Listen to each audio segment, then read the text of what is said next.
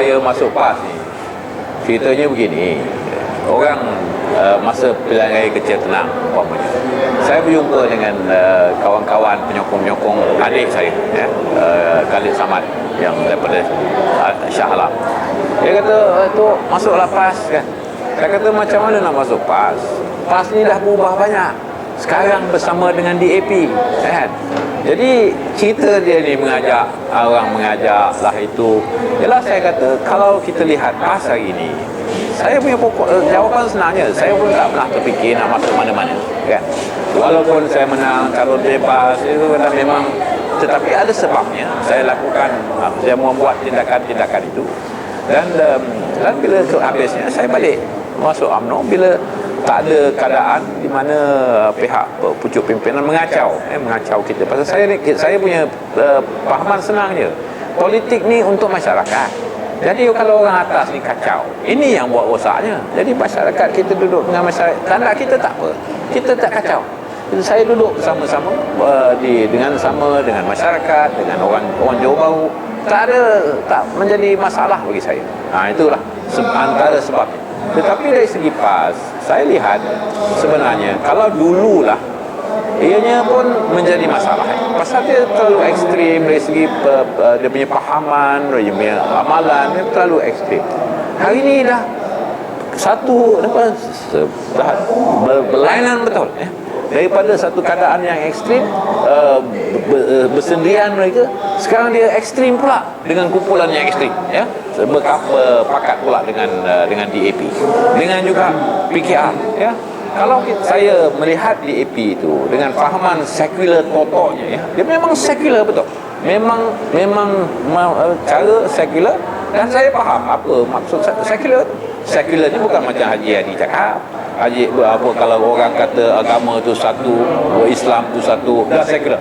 Itu bukan tafsiran sekular. Sekular ni bila dipisahkan, ya, agama tu daripada kerajaan, bukan menjadi tanggungjawab kerajaan, hanya hak individu. Jadi kerajaan tak boleh campur dari segi pahaman dari segi agama. Maknanya itulah maksudnya sekular. Jadi sekular, contoh sekularnya macam negara Indonesia, ya, di mana sudah ada bukan saja kesamarataan dari segi bangsanya, ya, bangsa Indonesia, kerana dah orang Cina pun pakai nama Indonesia, semuanya sama, ya, tetapi ada juga kesamarataannya dari segi agama. Saya tak boleh terima konsep itu. Pasal pada saya, kalau dari segi konsep apa yang diwujudkan negara ini, memang ianya meletakkan agama Islam dalam keadaan yang unik, keadaan yang istimewa, ya.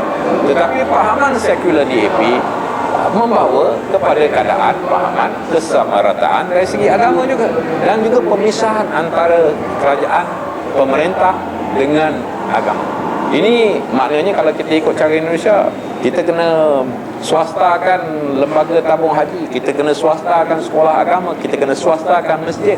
Tak boleh lagi mesti individu, tak boleh kerajaan terlibat. Jadi itulah yang saya tak faham. Macam mana PAS yang kononnya tak suka pada tak menyokong pada pahaman sekularisme ni, boleh berpakat pula dengan DAP, dan tengah-tengahnya PKR yang nampak macam begitu condong juga kepada fahaman sekular.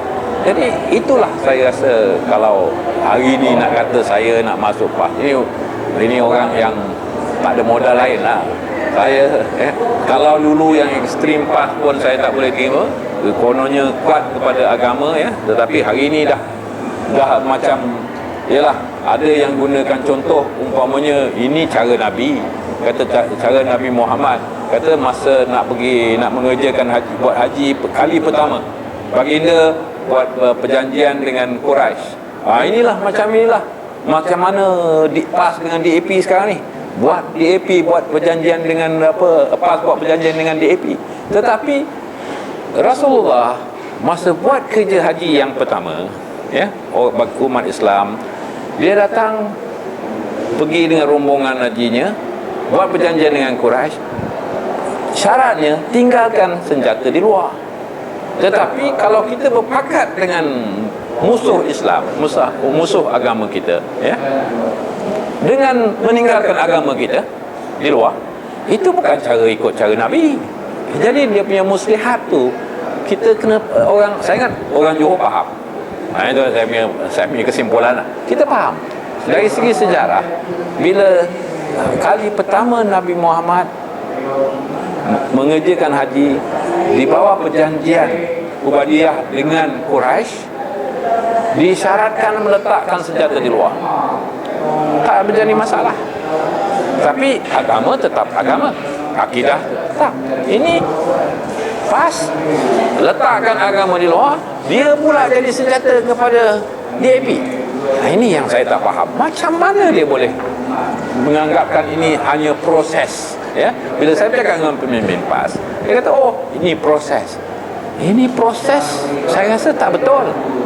Kalau kita meninggalkan agama, walaupun buat seketika, semata-mata kerana proses nak mencapai kemenangan, saya rasa kita dah membuat kompromi yang tak boleh diterima oleh saya sendirilah, ya, yang tak berseban pun, ya, yang tetapi memahami sedikit dari segi sebagai anak Johor, dari segi sejarah Nabi Muhammad SAW, ya, dengan dari bagaimana Islam berkembang daripada Madinah ke Mekah, rukun haji dan sebagainya. Dan ini bukan caranya. Jadi tak mustahil lah untuk saya nak masuk PAS, ya. Saya nampak kalau dari segi demokrasinya, dari cara kebebasan untuk kita bersuara, untuk kita mempunyai pandangan yang berbeza daripada pucuk pimpinan, lebih baik UMNO tu. Nanti jadi macam Nasruddin kan, ini ikut je pergi rombongan, pergi jumpa Hamas kat Gaza, itu pun kena buang daripada Majlis Syurah lah, tak dimaafkan. Itu demokrasi apa, kan?